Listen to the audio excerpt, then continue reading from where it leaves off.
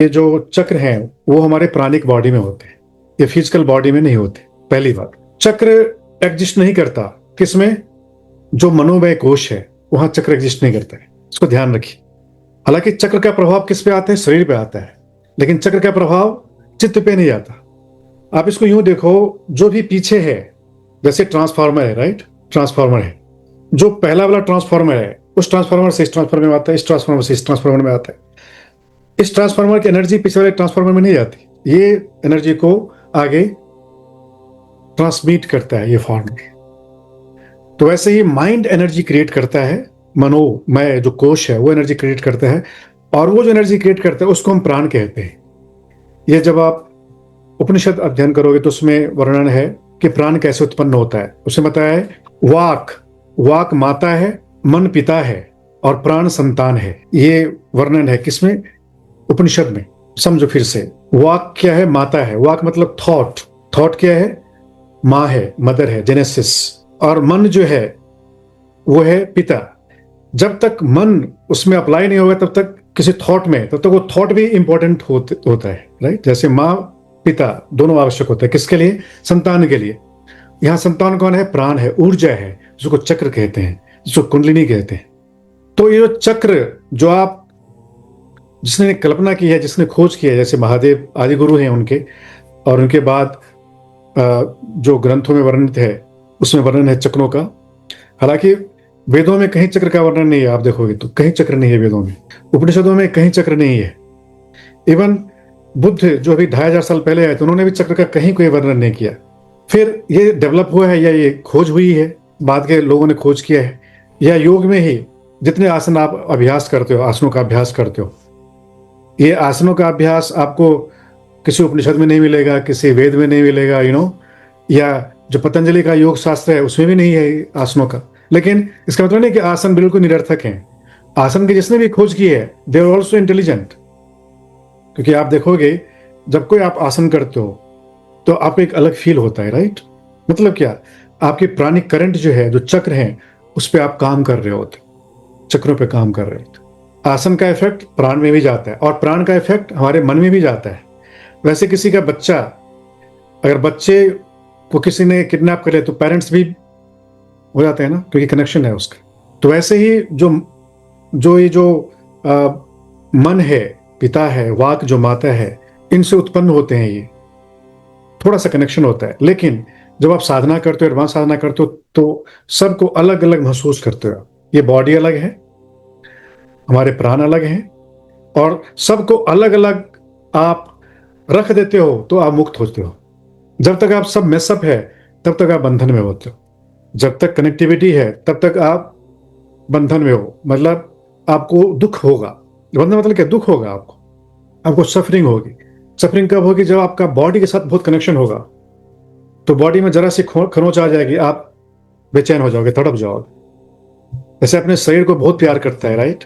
चेहरे में कोई एक्ने पिंपल हो जाए, तड़प जाते हो लोग। क्यों? क्योंकि कनेक्शन है बॉडी के साथ। वैसे ही जिसका बॉडी के साथ ठीक है केयर करता है लेकिन अटैचमेंट नहीं है, तो उसको दुख नहीं होता, शरीर में कुछ भी हो जाए। तो साधना ये होती है, चक्र की साधना इसलिए करनी होती है ताकि हम अपने शरीर को स्वस्थ कर सकें। इस शरीर को स्वस्थ करने के लिए चक्रों की सहायता ले जाते हैं। और चक्र को स्वस्थ करने के लिए मन को अनुभव किया जाता है, मन के ऊपर काम किया जाता है। जिसके माइंड में हमेशा वो जनरेटर है क्या, जो एक ब्लॉकेजेस क्रिएट करता है, जो ग्रंथियां क्रिएट करता है, जो एक नॉट क्रिएट करता है माइंड में। एक तरफ तो चक्रों पे काम कर रहा है लेकिन माइंड पे काम नहीं करे, तो एक तरफ तो ये जो कारण है उसके ऊपर काम करे, इफेक्ट्स पे, लेकिन कॉज पे काम नहीं कर रहा है। तो इफेक्ट्स को, जैसे एलोपैथी जो है किस पे काम करती है? सिम्टम्स पे काम करती है, राइट? सिम्टम्स को सप्रेस करने के लिए, दबाने के लिए। कॉज पे काम नहीं करते। वो कॉज रहता है, या फिर वो क्या, वही बीमारी बार बार होती रहती है। मेडिसिन लो, दब जाएगी, फिर क्योंकि कॉज तो है, फिर से वो बीमारी आ गई, फिर दवाई लो, फिर से बीमारी। तो शारीरिक एलिमेंट्स का जो कॉज है या सेंटर्स हैं वो कहाँ पे हैं? हमारे प्राणिक बॉडी में होते हैं। किसी का शरीर बीमार है, इसका मतलब उसके प्राण में वो बीमारी है, मेलेडीज है। हम डिसीज को स्टडी कर रहे हैं क्योंकि हमारा गोल क्या है? बीमारियों का इलाज करना। किसके द्वारा? चक्रों के द्वारा, राइट? तो शरीर की जो बीमारियां हैं आप चक्रों से ठीक कर सकते हो। लेकिन चक्र की जो बीमारियां हैं वो आप मेंटल जो प्लेन है माइंड से ठीक कर सकते हो। चक्र मतलब प्राणिक जो ब्लॉकेजेस हैं वो आप माइंड क्लिंजिंग से कर सकते हो। आपने सुना होगा मेंटल डिटॉक्सिफिकेशन, सुना है ना? मेंटल डिटॉक्सिफिकेशन, अगर मेंटल डिटॉक्सिफिकेशन नहीं होगा तो प्राणी डिटॉक्सिफिकेशन नहीं होगा। मतलब माइंड में अगर टॉक्सिन्स है, जैसे हम न्यूरो साइंस में बताते हैं ना, न्यूरो बायोलॉजी में बताते हैं कि एक न्यूरो पैथवे आप क्रिएट करते हो।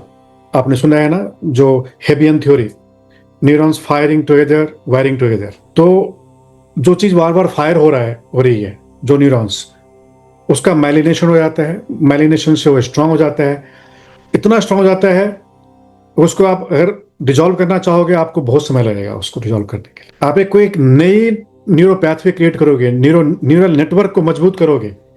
जैसे हमारा सेंट्रल एग्जीक्यूटिव नेटवर्क है, राइट, लोगों का मजबूत नहीं होता, वो साइलेंस नेटवर्क मजबूत नहीं होता। मजबूत क्या होता है? डिफॉल्ट मोड नेटवर्क, वो बहुत मजबूत होता है, बहुत।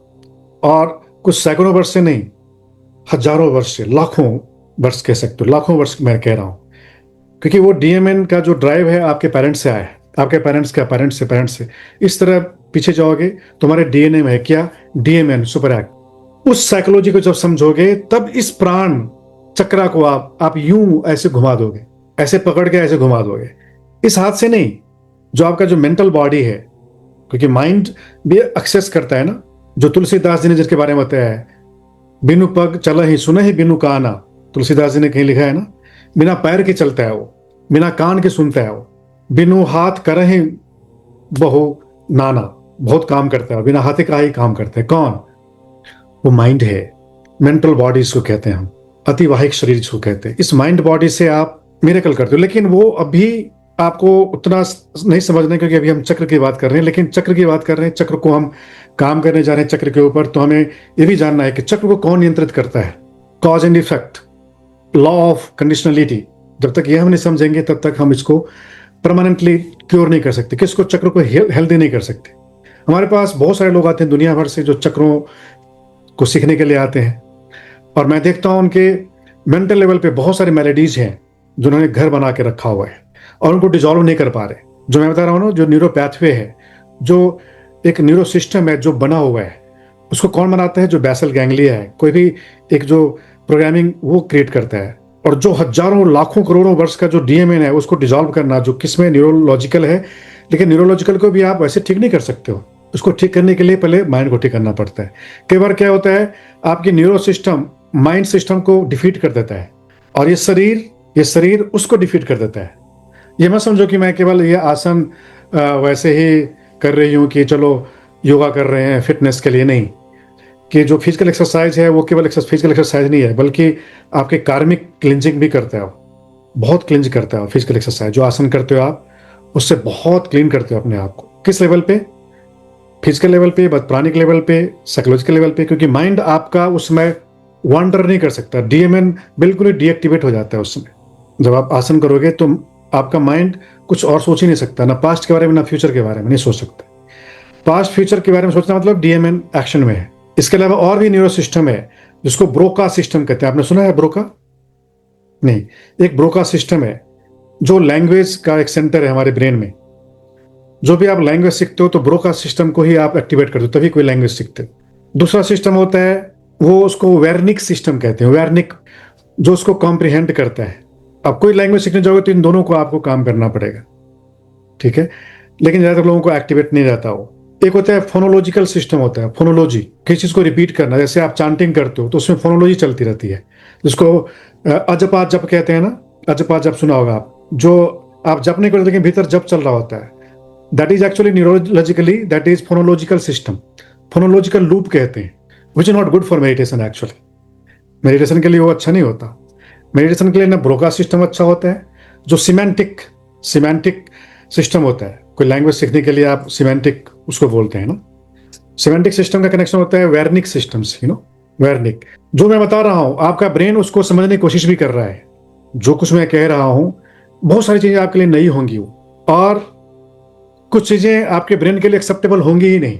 वहां पे ब्लॉकेज होगा, पूरा बंद, और वो सिस्टम मतलब रेडी नहीं है उसको लेने के लिए, क्योंकि आपने प्रोग्रामिंग की है, आपने कंडीशनिंग की है। तो ब्रोका सिस्टम जो लैंग्वेज, जब आप ध्यान करोगे तो आप देखोगे ब्रोका सिस्टम से एक थॉट शुरू होता है। कोई भी थॉट जो शुरू होता है आपके भीतर से, वो that is a drive Broca system. उसको हमें क्या करना पड़ता है? स्विच ऑफ करना पड़ता है। जो भी फिजिकल चीजें हैं, जैसे फोन है, मोबाइल फोन है, उसको आप वैसे स्विच दबा दो बंद हो जाता है, लेकिन ब्रेन के भीतर आप चाहते हो लेकिन बंद नहीं होता। क्यों नहीं होता? क्योंकि आपका उस पर कंट्रोल नहीं है। कंट्रोल कैसे होगा? क्योंकि आपने कभी ट्राई ही नहीं किया उसको। हमारे साथ आप ट्राई करोगे तो पहली बार आप बिल्कुल फेल हो जाओगे, दूसरी बार भी फेल हो सकते हो, तीसरी बार भी फेल हो सकते हो। लेकिन अगर आप गिव अप नहीं करोगे तो धीरे धीरे धीरे धीरे, एक जैसे स्विच को ऑफ करते हो किसी लाइट के, वैसे उसको आप स्विच दबाओगे, ऑफ हो जाएगा।